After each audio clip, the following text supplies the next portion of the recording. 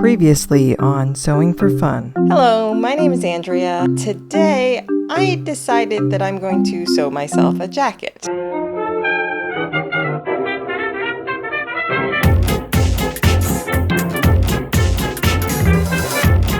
I do not know what I'm doing. I do not have a dress form. I do not have a sewing machine. And I decided I'm just going to sew this whole thing by hand. So, yeah, fun.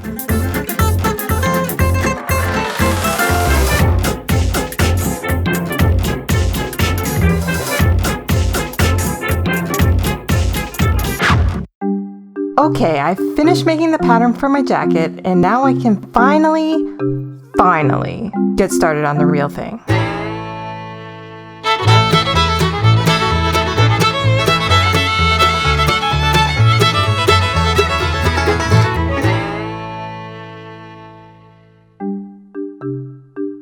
Okay, so I need to get myself some fabric, but before I can do that, I need to make some design decisions. So I decided that I wanted my jacket to be green. This color is a little too olivey, so I decided to go for more of a darker green color, but I'll have to see what fabric I can get.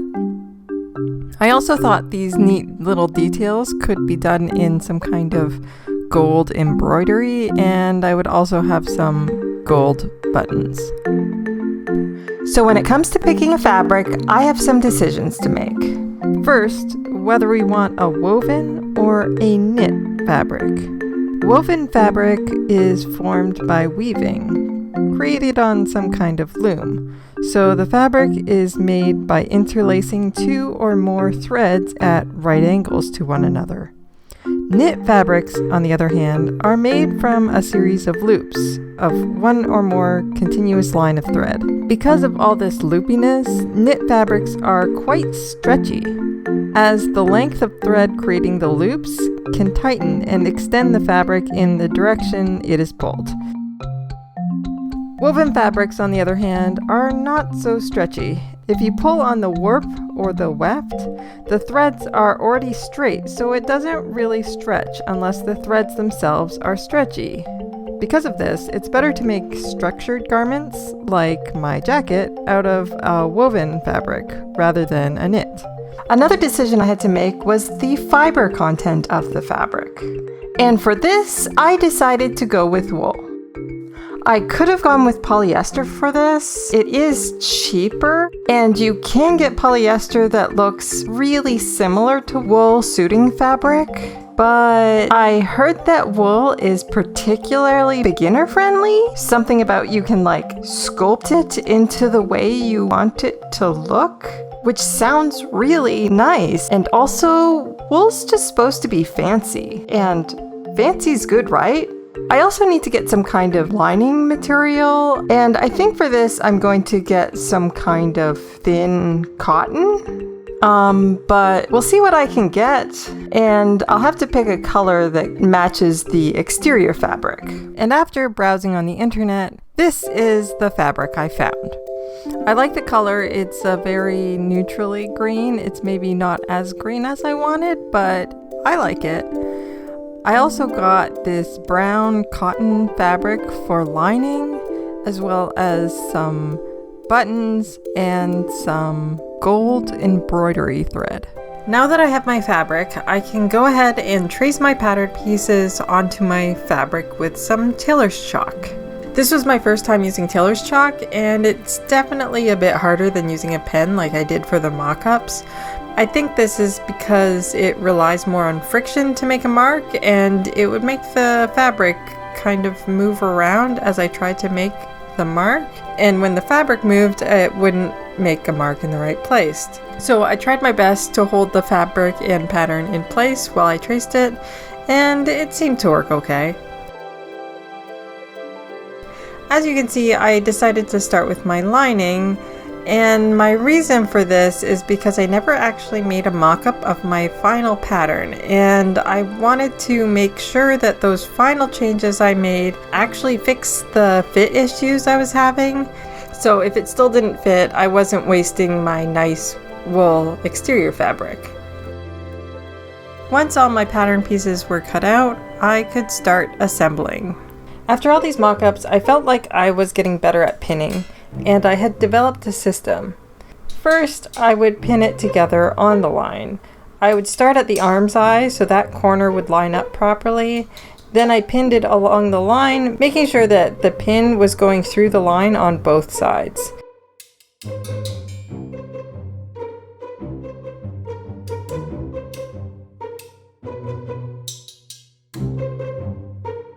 Then I would pin beside that line, and as I went, I would remove the first set of pins.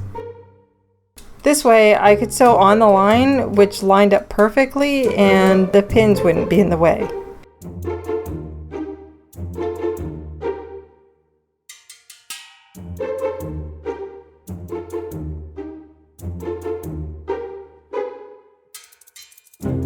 And so I began to sew. I thought I should do something more sturdy than a simple running backstitch, but I didn't really think I needed to do a full backstitch because this was just the lining, so I did a sort of backstitch with one extra running stitch in between each stitch. I don't know if this stitch has a name, but in retrospect I could have just done a backstitch that was a bit more spaced out, but I honestly didn't know, so I just did this. And I was surprised at how much slower this was than my mock-up.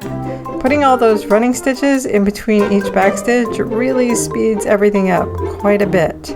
But I was determined, and it really didn't take me too long in the end. One thing I neglected to talk about with my mock-up was sewing darts. So with darts, you don't cut them out like you do with the rest of your pattern.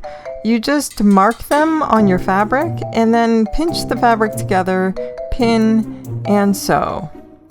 This makes them a little bit easier to manage because you don't have the two sides flopping around. You just have to pinch together one solid piece of material. Once I finished, I tried it on, and this time it finally fit. I was much more happy with the placement and the height of the darts. Previously, they weren't really positioned correctly, and I am much more happy now. After I knew it fit, I went ahead and trimmed down my seam allowances. I originally had pretty large seam allowances because I wasn't sure if it would fit, and also if your fabric happens to fray a lot, it's just safer, but they can also create a lot of bulk in the seams. So once I knew it fit, I trimmed them down to eliminate that bulk. With the seams trimmed, I whipped out the iron and pressed the seams open. Pressing helps the fabric sit flat, and apparently it's super important in tailoring, so I took the time to do this little extra step.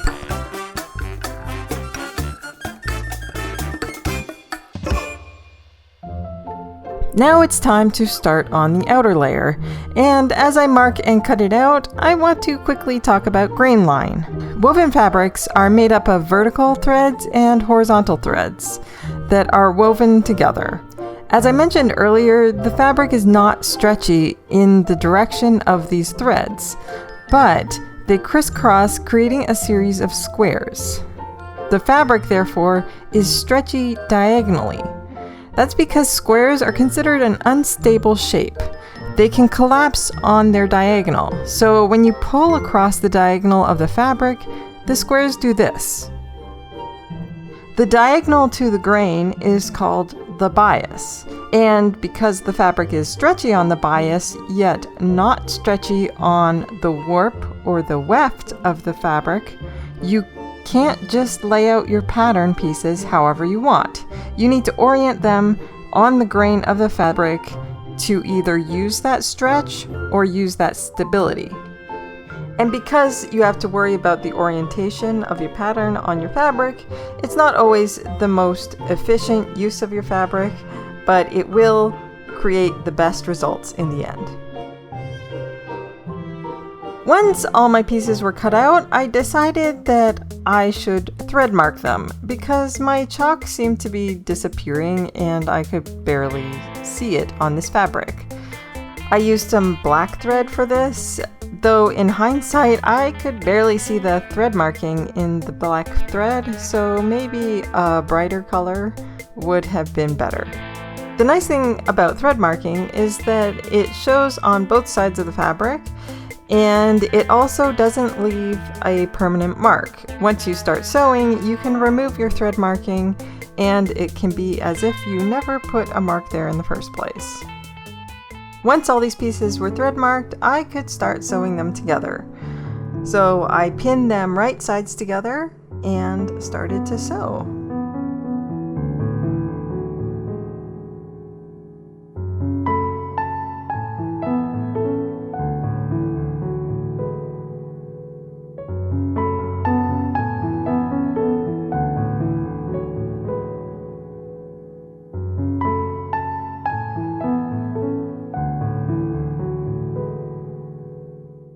For my outer fabric, I decided to do a back stitch. This is the most stable stitch, and I wanted it to be strong and long lasting. But the downside of this is that it took forever.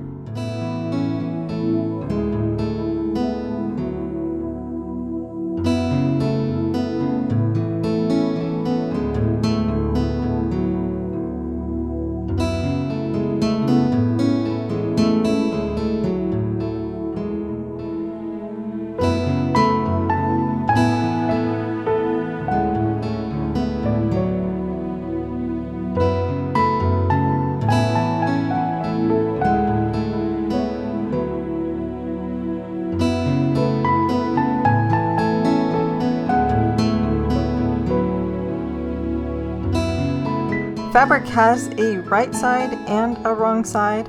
On some fabrics like this fabric, it looks pretty much the same on the front and the back, but on some fabrics it is very obvious which side is the right side and which side is the wrong side. The right side is the side that you want to see on the exterior, and the wrong side is the side that will be hidden on the inside. It's easy to accidentally pin something wrong sides together, especially on a fabric like this, where the right and wrong side look exactly the same. But if you pin the right side together on one side and the wrong side together on the other side of the jacket, you could end up with something like two left sides of a jacket instead of a right and left side.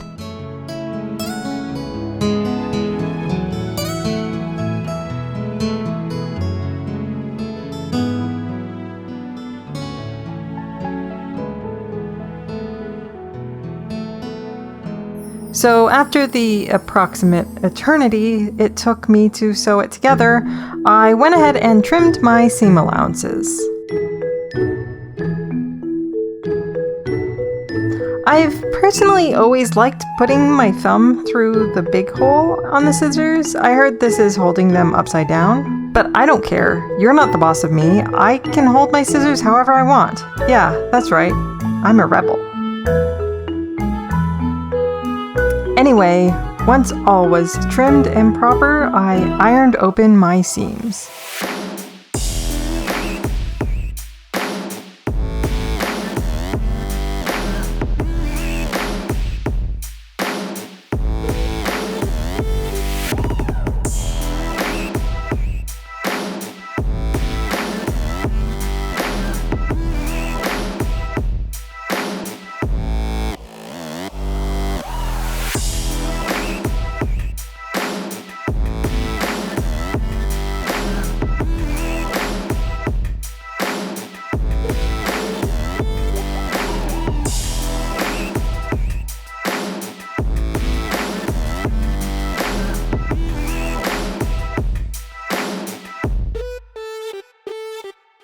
After ironing the seam allowances open, I wasn't super happy with how flat they were, so to fix this, I decided to top stitch the seam allowances down with some tiny running stitches on either side of the seam. I mean, clearly this jacket isn't taking long enough to make, so I thought going over the seams 2 more times was a good idea. But it really did make a difference. I mean, these seams are top stitched and these ones aren't. At this point, it's finally really starting to look like a jacket, and I'm super happy with how it fits. But there's still a long way to go. I still need to do the sleeves, and since I didn't bother to cut those out before when I cut out everything else, I am doing that now.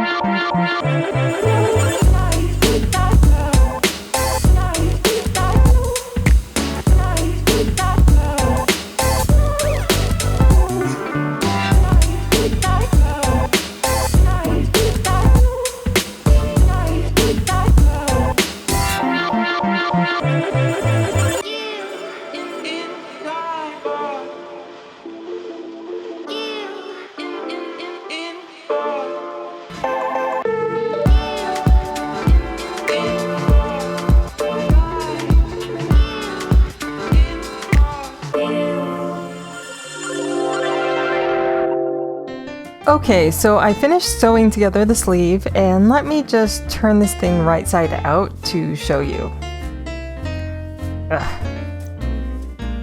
There. Okay, so when I cut this thing out, I left a bunch of extra fabric at the end here, and that's because I want to fold it to make some sort of cuff.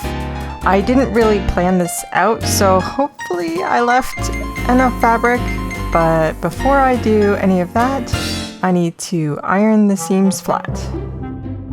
I don't have a sleeve ironing board or roll thing, so I just rolled up a towel and shoved it in the sleeves so that the iron wouldn't make creases anywhere I didn't want there to be creases on the sleeves.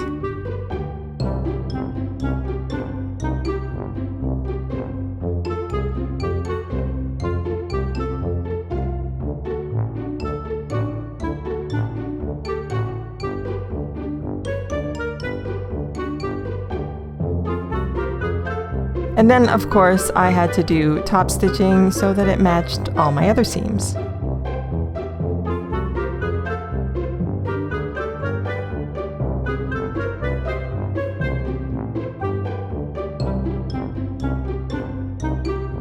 I also sewed together the lining for the sleeves.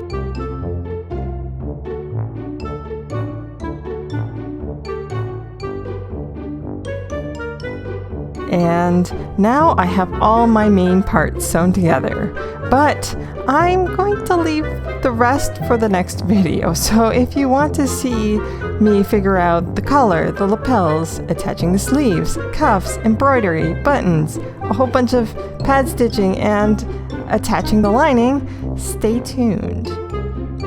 For now, this is how far I've gotten.